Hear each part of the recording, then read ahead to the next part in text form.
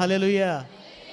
నా ప్రియ దేవుని దేవునికి విలువిస్తున్న సంగతి మర్చిపోద్దని మరొకసారి దేవుడు మనకు సెలవిస్తున్నాడు. అంతేకాదు, ఇంకా దేవదారు వృక్షానికి దేవుడు ఒక ఔన్నత్యం ఇచ్చాడు, ఒక విలువిచ్చాడు.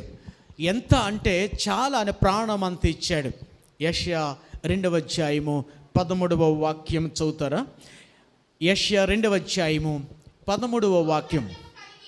అమ్మా, ఔన్నత్యము కలిగి అచ్చయించు లెబనోను దేవదారు వృక్షములన్నిటికీ ఉన్నత పర్వతములన్నిటికీ ఎత్తైన అన్నిటికీ ఉన్నతమైన ప్రతి గోపురమునకును బురుజులు, ప్రతి కోటకి, తర్షీషు వాళ్ళ అన్నిటికీ రమ్యమైన అందమైన విచిత్ర వస్తువులన్నిటినీ ఆ దినము నియమింపబడిన వాక్యం సెలవిస్తోంది. నా ప్రీతిని బిడ్డలారా, అంత విలువగా ఇచ్చాడు దేవుడు దేవదారు వృక్షానికి. అంతకంటే శ్రేష్టమైన విలువ దేవుడు నీకు ఇవ్వబోతున్నాడు, నీకు కూడా ఇచ్చాడు. దేవునికి స్తోత్రం.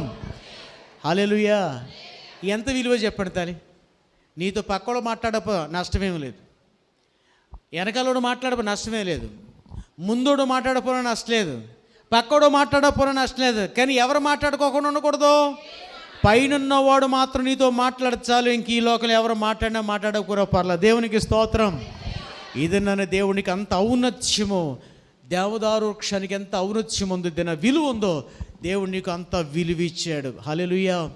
ఈ లోకంలో స్టేటస్ చూస్తారేమో, కానీ నా యేసుక్రీస్తు ప్రభువారు చెప్పండి, స్టేటస్ ఏమి చూడండి, మనసు చూస్తాడు, హృదయాన్ని కోరుస్తాడు. అందుకనే రాంబాబు గారు, రెవరెండ్ పాస్టర్ రాంబాబు పాస్టర్ గారు ఒక పాట కట్టారాయన. తెలుసా? రాంబాబు గారు వచ్చారు కదా రాజమండ్రి. రాంబాబు గారు, కన్నీరే తుడిచావయ్యా, సంతోషం ఇచ్చావయ్యా, కన్నీరే తుడిచావయ్యా, సంతోషమునిచ్చావయ్యా, నా యేసయ్యా, నా యేసయ్యా. బంగారం అడగలేదు, వెండి ఇవ్వలేదు, హృదయాన్ని అడిగావయ్యా. బంగారం అడగలేదు, చాలు అడగలేదు, హృదయాన్ని అడిగావయ్యా. హల్లెలూయా. పురుషులు ఎవరు కొడతలేదండి, పురుషులు ఎవరు కొడతలేదు. మా జాయ్ యొక్క కుటుంబంలో ఒక సహోదరి ఉంది, తల్లి ఉంది, పెద్దదిలే, ఆంటీ అంటే మేము. ఇలా ముసుగేసుకుంటే, ఎందుకు ఇలా ముసుగేసుకుంటున్నారు మీరు? ఇలా ముసుగేసుకుంటున్నారు ఎందుకు? ఎవరు చచ్చిపోయినట్టు అలా ముసుగేసుకుంటున్నారని హేళన చేసేది. నిన్ను కూడా హేళన చేసినట్టుంది కదా. ముసుగేసుకుంటే హేళన చేసే పక్కున్నవి ఇది నన్నే. ఎక్కడికి వెళ్ళినా సరే ఇప్పుడు ఆవిడ ముసుగేసుకుంటుంది. స్తోత్రం అంటే ఇంకొక రెండో రకం స్తోత్రం. మొత్తం అంతా ఏమైపోయింది చెప్పండి, బొల్లు వచ్చేసి, మొత్తం తెల్లగా బొల్లు వచ్చేసింది. ఇప్పుడు ఎక్కడికి వెళ్ళినా సరే చాట్ అవుతుంది. అక్కడ వెళితే మనిషి గుర్తుపట్టకుండా ఏం చేస్తుంది చెప్పండి తల్లి, ముసుగు వేసేస్తుంది. ఎవరిని తోలనాడింది? దేవుని బిడ్డలను తోలనాడింది. లైఫ్లో మళ్ళా తలెత్తుకుని లేని స్థితిలో ఇప్పుడు దినాన్ని ఉందా తల్లి? ఇప్పటికీ కూడా ఉంది. మొత్తం అంతా బొల్లు వచ్చేసింది.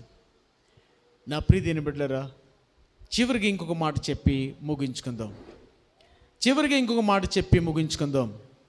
అంతేకాదండి, దేవదారు వృక్షము దేవుని కూడా ఏం చేసింది చెప్పండి, స్తుతించిందంటే అండి. హల్లెలూయా. దేవదారు వృక్షం దేవుని ఏం చేసింది చెప్పండి తల్లి? దేవదారు వృక్షం కీర్తన 148వ కీర్తన 9 వాక్యం చదువుతారా? పర్వతములారా, పర్వతములారా, సమస్తమైన గుట్టలారా, సమస్తమైన గుట్టలారా, గుట్టలారా, ఫలవృక్షములారా, ఫలవృక్షములారా, సమస్తమైన దేవదారు వృక్షములారా, మృగములారా, పశువులారా, నేలను ప్రాకు జీవులారా, రెక్కలతో ఎగురు పక్షులారా, భూరాజులారా, సమస్త ప్రజలారా, భూమి మీద ఉన్న అధిపతులారా, సమస్త న్యాయాధిపతులారా యెహోవాను స్తుతించాలి. దినాన్ని అందరూ స్తుతించాలి. దేవునికి స్తోత్రం. అందరూ లేచి నిలబడదాం. ప్రతి వరకు లేచి నిలబడదాం. రాజులు, ప్రజలు, న్యాయాధిపతులు, అధిపతులారా, బాలురు, యవ్వన, కన్యక, వృద్ధులు, ప్రభుని స్తుతించుడి. ప్రాకు జీవులు, పలువిధ పక్షులు, పాడి స్తుతించుడి. ప్రశంసించుడి ప్రభావ మహిమ పరమా తండ్రిని యెహోవాను స్తుతించుడి. పాడాలి. స్తుతించుడి యెహోవా దేవుని సూర్య చంద్రులారా, పవిత్ర దూతగణ సేనాధిపతులు, ఉన్నత స్థలములలో యెహోవాను స్తుతించుడి. హల్లెలూయా. ఈ ప్రపంచంలో మనుషులే కదటండి. చెప్పండి, ఎవరెవరు స్తుతించాలి? చెప్పండి. ఈ భూరాజులు స్తుతించాలి, ఇంకా అధిపతులు స్తుతించాలి. చెప్పండి. చాలా ప్రభు ఇందులో రాశాడు. అందుకనే 148వ అధ్యాయం చూసి స్తుతించుడు యెహోవాను స్తుతించుడన్న పాట రాశాడు ఆ భక్తుడు. మరి 147వ అధ్యాయం చదివి ఏమి రాశాడు? దేవునికి స్తోత్రము గానము చేయుటయే మంచిది, మనకందరికీ స్తుతి గానము చేయుటయే మంచిది. హల్లెలూయా. 147వ కీర్తన అంతా కలిపి స్తుతించుడి, దేవునికి స్తోత్రము చేయటం మంచిదన్న పాట రాస్తే 148వ కీర్తనలో స్తుతించుడి యెహోవా ఇది రాశారు. మీరు ఇంటికి వెళ్తే ఈ రెండు చదవండి. ఈ రెండు పాటలు మీ మదిలో ఉండిపోవాలి. దేవునికి స్తోత్రం. ఆ రెండు పాటలు మనం మదిలో ఉండిపోతే ప్రతిసారి కూడా దేవుని మనం ఏం చేయాలి చెప్పండి? తల్లి స్తుతించాలి. దేవునికి స్తోత్రం. హల్లెలూయా. ఎంతమంది స్తుతిస్తారు చెప్పండి? ఎంతమంది స్తుతిస్తారు చెప్పండి? ఎలబడిపోతుందట మెల్లగా. ఇప్పుడు స్తుతించే ప్రోగ్రామా అన్నట్టు చూస్తున్నారు. స్తుతి చేయుట యథార్థవంతులకు శోభస్కరం. శోభస్కరం అంటే శోభ అంటే చెప్పండి శుభం. ఆస్కారం అంటే నీకు క్షేమ. శోభాస్కరం మంచిది, నీ జీవితానికి మంచిది. దేవునికి స్తోత్రం చెప్పండి. హల్లెలూయా. ఈ యొక్క మొక్కలన్నీ కూడా ఎవరిని స్తుతిస్తున్నాయో చెప్పాలి. ఒకసారి అడవిలో మొక్కలన్నీ కలిపి సమవేసి వేసుకున్న మనకలాగే సమవేసిన వాటిలో అనుకుంటున్నా ఏంటండి, ఇది నన్ను మనకు ఒక రాజు ఉండాలి కాబట్టి ఏంటి ఖర్జూర వృక్షం దగ్గరికి వెళ్ళి అడుగుదాం, మా మీద నువ్వు పెత్తనం చేయి, రాజుగా ఉండు అని అక్కడికి వెళ్దామని అక్కడికి వెళ్ళిందంట. ఖర్జూర వృక్షం దగ్గరికి కన్నా ముందు ఒలివ మొక్కల దగ్గరికి వెళ్ళిందంట. తర్వాత ద్రాక్ష మొక్క దగ్గరికి వెళ్ళిందంట. ఈ మొక్కలన్నింటిలో కూడా ఒకటే చెప్పేటండి, దేవుడు ఈ లోకానికి నన్ను ఎందుకు పంపించాడో ఆ పని చేయడానికి నేను ఉన్నాను కానీ మీ మీదకి పెత్తనం చేయడానికి నేను లేను. నేను ఒలివ మొక్కల్ని కాబట్టి ఆ నూనె ద్వారా అనేక మందికి అభిషేకించడానికి నేను ఉన్నాను కాబట్టి నేను దేవుని స్తుతిస్తాను తప్పించి మీ మీద నేను మాత్రం ప్రభుత్వం ఉండనని పక్క దొప్పుకుంది అంటాడు. సరే నువ్వు పోయిన మళ్ళీ ద్రాక్ష దగ్గరికి వచ్చినాడు. చెట్టా ఈ అడవిలో ఉన్న మొక్కలు అందరి మీదకి కూడా నువ్వు రాజుగా ఉండు, మేము అందరం నీకు ప్రజలుగా ఉంటామంటే అదేమని చెప్పాను. లేదు లేదు, నేను అలాగ ఉండను. దేవుడు నన్ను ఎందుకైతే ఈ లోకాన్ని పంపించాడు, నా యొక్క ఆ ద్రాక్ష రసము ద్వారా ఆ యొక్క ఆరోగ్యము శక్తి రావడానికి దేవుడు ఉంచాడు కాబట్టి నేను మీ మీద రాజుగా ఉండను, నేను వదిలేయండి అంది. అలాగే ఖర్జూర మొక్క దగ్గరికి వెళ్ళి వీళ్ళందరూ చెప్పే మాట ఏంటంటే, మేము ఉండం, దేవుడు ఎందు నిమిత్తం ఈ లోకానికి మమ్మల్ని పంపించాడో అందు నిమిత్తమే ఉంటాను తప్ప మేము పెత్తనం చేయడానికి ఉండమంటే, అయితే ఆ మొక్కలన్నీ ఎవరుంటారు అని అలా చూస్తే ఒక మొక్క ముందుకు వచ్చిందంట. దాని పేరేం పేరు చెప్పండి తల్లి? కంచిత్రం మొక్కట. ఏ మొక్క? ముళ్ళ చెట్టు. కంచిత్రం ఎంత అందంగా ఉంటుందో అది. దాని దగ్గరికి వెళ్ళి పట్టుకుంటే చెప్పండి, రక్తం, ఇంకేం లేదు, ఇక రక్తమే. కంచిత్రం చెట్టు దగ్గర ఎవడన్నా పడుకుంటాడో చెప్పండి తల్లి? పడుకుంటే అక్కడ ఏమో చెప్పండి తల్లి? గుచ్చుపోతాయి, చీమలు, ముళ్ళు, రకరకాల పరిస్థితులతో ఉంటాయి. కానీ కంచిత్రం చెట్టు ఏందంట, అబ్బాయి ఇదిగో నేను మీ మీద రాజుగా ఉంటాను, ఇక నుంచి మీరందరూ నా ఎద్దకు వచ్చి సేద తీర్చుకుని నీడలో అందంటది. హల్లెలూయా. కంచిత్రం చెట్టు ఎంత ఉంటుందటి చెప్పండి? చెట్టుగా ఏమి అది కూడా పెరగదు, కొంత ఒక్క పెరగచ్చుము, కానీ నా నీడలోకి వచ్చి మీరందరూ సేద తీరందంటుంది. కానీ ఇదేనాని ఇక నిలబడిన ప్రతి వారికి దేవుడు ఏం చెప్తారో తెలుసా? ఎందు నిమిత్తం అయితే దేవుడు ఏ ప్రణాళిక, ఏ ఉద్దేశం నీ మీద ఉంచాడో అది గుర్తెరిగి దేవదారు వృక్షం వలెను ఉందుముగాక.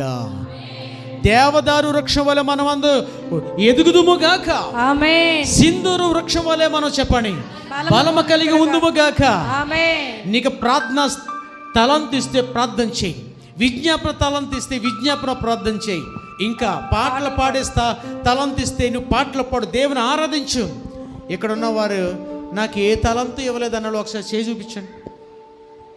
కొంతమంది మాట్లాడితే స్వీట్గా ఉండదు చెప్పండి తల్లి, కొంత బాధ పోద్దండి. ఒకసారి నాన్నగారు రాజమండ్రి వెళ్తున్నారు, అప్పుడు స్కూటర్ ఉండదు. ఏముండదు చెప్పండి? స్కూటర్ ఉండదు. పెంటపల్లి వెళ్తుంటే సుందర గారు అక్కడ ఆపి నాన్నగారితో మాట్లాడిన తర్వాత, అతను వెళ్ళిపోయిన నాన్నగారు వెళ్ళిన తర్వాత, అమ్మయ్య ఆయనతో మాట్లాడిన తర్వాత నాకు ఎందుకు గొప్ప శక్తి వచ్చింది. నా వారం రోజులు బట్టి నీరసంగా ఏదో ఉండేది, ఆయన వెళ్ళగానే మాట్లాడగానే శక్తి వచ్చింది. గట్టిగా క్లాప్స్ కొట్టండి. హల్లెలూయా.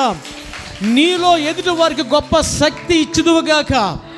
నువ్వు మాట్లాడిన ద్వారా అనేక మంది ఆశీర్వాదంగా ఉండాలి. ఏదైనా వనములో ఈ దేవదారు వృక్షం అందరికీ ఆశీర్వాదంగా ఉంది. అనగద్రొక్కాలని చూసాయి, కొమ్మలతో వంచాలని చూసాయి, కానీ వాళ్ళు అవ్వలేదు. కానీ ఆఖరికి వాళ్ళు ఏమొచ్చేసిందో వాళ్ళకి చెప్పండి, అసూయ వచ్చేసిందంటండి.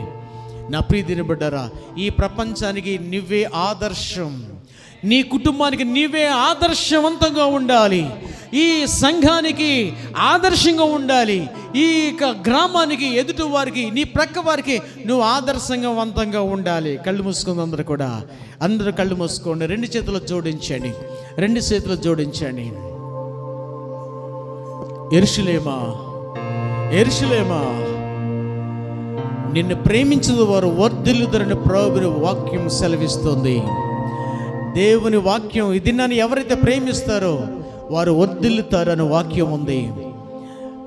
దేవదారు వృక్షము లోతైన అనుభవం ఉన్నట్లుగా మనకి సాదృశ్యంగా దేవుడు చూపిస్తున్నాడు. దినాన్ని లోతైన అనుభవం ఉండాలి. ఎత్తైనటువంటి ఆ ప్రదేశంలో పాపానికి ఎత్తుగా ఉండాలి. ఈ లోకాశలు ఏమీ లేకుండా ఉండాలని ప్రభు చెప్తున్నాడు. విన్న వాక్యాన్ని బట్టి ప్రార్థన చేద్దాం. వెనుకున్న వారు ఒకరు ఎవరైనా వచ్చి ప్రార్థన చేయండి. మైత తీసుకోండి.